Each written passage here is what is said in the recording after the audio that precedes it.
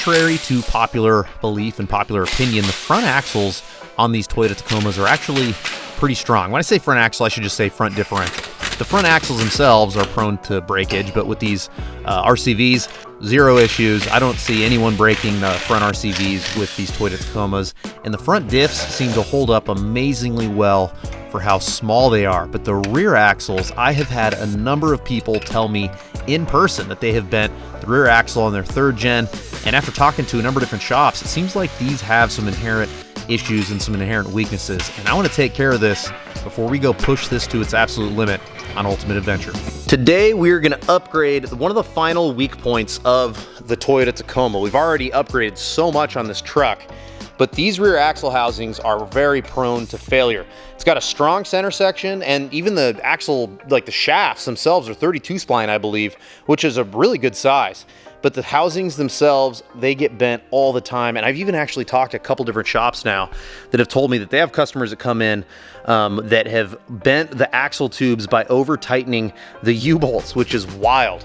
So we're gonna upgrade to a brand new unit that just got released from Fusion 4x4. This rear axle has a 35 spline axle shaft. It's a 3/8 inch thick tube. It's a 3.5 inch tall tube, and it's also made out of a higher tensile strength steel than you see out of any OEM axle. This is based on the Ford 9-inch platform, which is pound for pound the strongest center sections, in my opinion, that you'll see in the entire industry. I mean, it's got essentially 3 pinion bearings, so you're not going to have any deflection.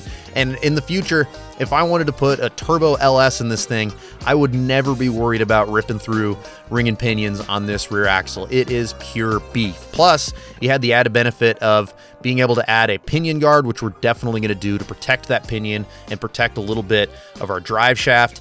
And this is engineered to use factory Toyota brakes. So for now, I'm just going to put the factory drum brakes on there because they're super low miles and it's just what I have on hand. But in the future, it's going to make it really easy to convert over to a disc brake kit, or a disc brake conversion to 4Runner brakes, or whatever else I find at the time.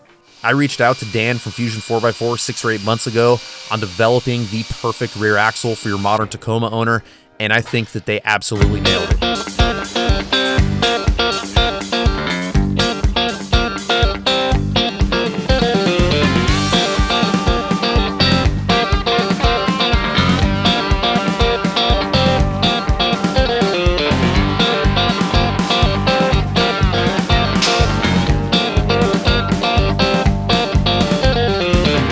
Already set up the suspension on the old axle, it makes this really easy. We just need to pull a center line measurement on the axle, and then I just measure from the center line to whatever bracket that I need, and I write where that bracket location needs to be right on the axle tube.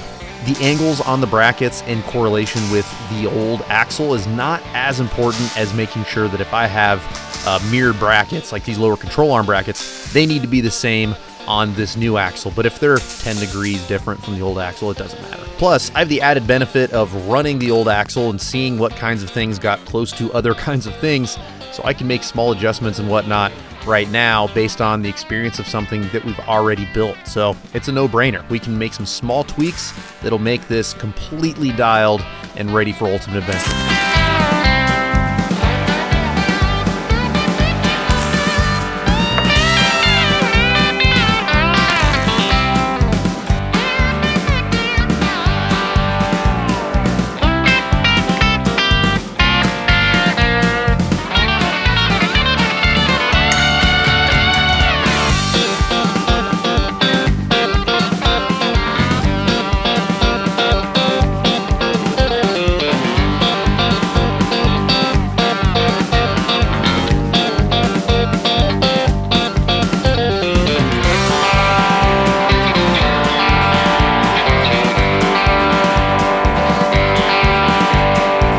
I'm at a little bit of a crossroads and I need to make a decision right now before we move forward. We had an issue when we put this aftermarket bed on here where the tire wants to flex up and eat the back of the bed because I designed the suspension that was on it to nest perfectly into the bed that I had on it with the factory, so they were aftermarket bed sides that were based on the factory wheel well. So it worked because the lower control arm was mounted into the spring hanger that was for the leaf spring, and because of that, it actually followed the exact same arc as the factory leaf springs did. So it would go back and up instead of just straight up and down. But now with this bed, the way we shortened the bed and the way that we decided to make everything line up to where it looks good, it made it to where it pushed the bed forward just a little bit, and now the tire grabs really hard back here. So what I need to do is I need to fix that problem. There's a couple ways that we can do this. One, the easiest way, and probably what most people would do, is we can use one of these surface mount lower control arm brackets. We just weld this right there onto the bottom of the frame, and it's gonna lengthen the lower arm, which is gonna smooth out the angle, and it's also going to bring the mounting position of the lower arm down, which is gonna smooth out the angle, and it's gonna make it to where the axle is gonna wanna travel a lot more straight up and down instead of back. And that would fix a lot of problems, but it'd create other ones. I loved the way this was mounted before because these factory spring hangers were like right above the frame rail, and it made it to where it never got touched by rocks and stuff. It was awesome. I did all the Rubicon and there was like hardly any marks or anything on the bracket or on the lower arm. I think what I'm gonna have to do is I'm gonna have to get tricky. In order for me to have my cake and eat it too, I wanna keep that lower arm out of the rocks because with my TJ, I have this style, and this is the one thing that I get hung up on all the time in the TJ. So what I think I'm gonna do is I'm gonna take this bracket that's made to mount on the inside of a frame, and I'm gonna turn it upside down and use it as an outboard lower control arm bracket. The problem, the other thing that I'm worried about, not just hanging up on rocks, but this is a C-channel, this isn't boxed in. So there's gonna be a lot of opportunity for it to have a lot of force on this lower part of the C-channel, and the strongest part of the C-channel by far is gonna be the middle piece right here. So if I can weld this bracket like this and convert this essentially into a lower control arm bracket that's outboard just a little bit, I should still be able to keep it higher so it's not gonna drag through all the rocks. It'll just hang below the frame a little bit. I should be able to lengthen, I took some measurements, it'll drop it down about 3.5 inches to where it was before, and it's gonna lengthen the arm by about 8 inches. I think this is gonna solve our problem. What I think I need to do is I need to tack everything in place. We're gonna make some arms real quick. We're gonna cycle everything through the suspension travel and see if we can fix this problem without me having to mount something to the very bottom.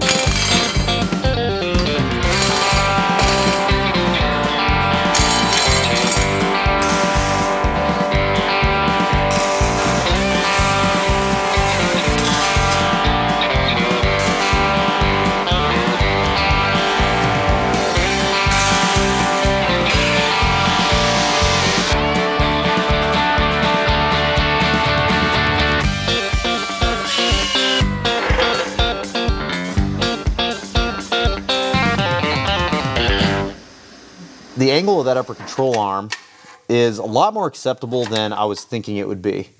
Originally, I was gonna drop that upper control arm mount that's on the chassis in order to make it to where it's gonna be easier to make this axle travel straight up and down. Because right now, it's still gonna travel back a little bit, but because we lengthened and we lowered the mounting point of that lower link, the arc of travel did move. It's definitely not gonna travel back as hard. And we can shorten the suspension a little bit if we have to make it to where the tire is going to start a little bit farther. So we're on track to achieve what we want. But what I'm thinking about right now is the anti-squat values. If I was to flatten out this upper link, if I moved the mount on the chassis to make it to where this is flat instead of up in an angle, that would definitely make it to where this is going to travel straight up and down. But the con is it's definitely going to make our anti-squat values below 100%. And right now, I would guess that we're probably at like 120, 130, somewhere in that ballpark. And what that means is that whenever we accelerate, the rear end goes up. And it did that before with the suspension that I had set up before. And to me, with a vehicle this long, with the IFS, I like something that's going to perform that way. The con is that it's going to be a little bit harsher whenever you're accelerating off-road because that extra force that lifts the body up is going to stiffen the suspension feel. And the other con is that if you're on a big hill, it's nice that the rear end's stiff, it makes it feel super stable, but as soon as you let off throttle, if you have to pause on that hill, it's gonna drop back down and it's not gonna feel very good. Now with a 130-inch wheelbase, it basically cancels all those problems out. So in my opinion, for this build, a positive anti-squat number is good.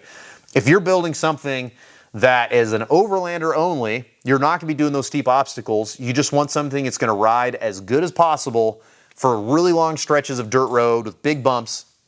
I think a negative anti-squat number is for you, because if you go below 100%, if you flattened out this upper link and you have a negative anti-squat number, let's say it's 90, let's say it's 80, somewhere in that ballpark, then whenever you accelerate, the rear is gonna drop. And because you don't have positive forces unloading your suspension, it's gonna give you a more supple ride. When it hits obstacles, it's gonna feel a lot better because it's allowing the suspension to do its job without, it's gonna allow part of your suspension to do its job without taking extra forces from the rest of the suspension and applying them on the way it rides. So I think that like a 90% would be nice, or a 95 even, because you're below that 100% threshold. So when you accelerate, I think ideally you don't want it to drop down hardly at all, but you definitely don't want it to have the extra force of it trying to push up. So for us, I think that we're gonna leave the upper link where it is. I think that the lower link looks really nice. We definitely softened that out, and this is gonna help our problem with it moving back. It's still gonna move back at an angle, but it's not gonna be as harsh as it was before. And since we're building our links from scratch, if we have to, we can shorten them up enough that it's gonna start the wheel a little bit farther forward and make it to where it's not gonna grab back here.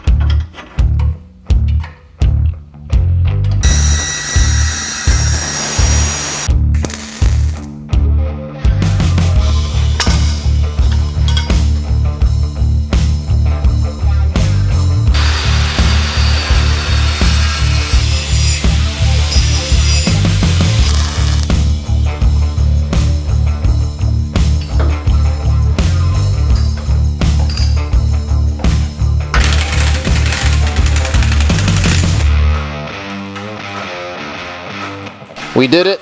We have room in front of the tire, behind the tire. Where it's sitting right now, it is touching the top of the fender just a little bit, but I took some measurements, and with this coilover fully compressed, that shock bumper is going to stop us just a hair before it gets to the position it's at right now. So depending on where I mount our coilover bracket, we should be definitely in the ballpark where we want to be. We've got a little more down travel that we could take advantage of, and I plan to, but I'm going to need to adjust where these limit straps are. So I'm going to probably weld a tab on the front of each side that's going to be able to raise the limit strap and lower the coilover, and then we're going to be able to take advantage of the full throw of these coilovers. So we do have a little bit of flex steer, and it's better than it was before. Before, it had the same amount of flex steer you would get out of a stock truck, but because it had more down travel and more up travel with these coilovers, the flex steer was worse than you would see in a stock truck. So it was the exact same characteristics as a stock truck, but because it had more travel, had more distance, and the flex, it would make it exacerbated. Now that we have these lower control arms longer and it's not as steep of an angle, the flex steer isn't as bad, but you can still see that it definitely has some. Whenever this side of the axle is fully down, it's pulled forward just a little bit. And so you can see that flange is just kind of tilted, and that's gonna make the rear, when this is at full flex, it's gonna make it to where the rear is gonna wanna steer a little bit separate from the front. And unless you have really long control arms, this is a condition that you're gonna have to deal with. Now, we could put really long control arms on it, and what's the con to that? I'll show you the con to that. This is an actual rock crawler. I would do any trail in America with this. But the lower control arms, we made them long. It hides all flex steer. I mean, the thing performs unreal. And as you can see, we have a bunch of frowny face lower control arms. The longer you make that lower control arm, the more prone it is to bending. So you just need to build your suspension to match whatever the vehicle is that you're attaching it to. I'm purposely trying to take you step by step in this video. My normal videos don't have this much talking and this much explanation, but I get so many questions when it comes to suspension geometry, suspension setup, anti-squat values, these different things, that I felt like it's time that I make a video, especially for you Tacoma owners, on what different things you should consider if you're going to do something like this yourself. If you're looking for further instruction, I highly recommend checking out Crawlpedia. It's an outstanding website, and it can really break down a lot of these basic concepts and give you some good ideas of how these different things affect each other and how to make the best compromise whenever you're building your rear suspension.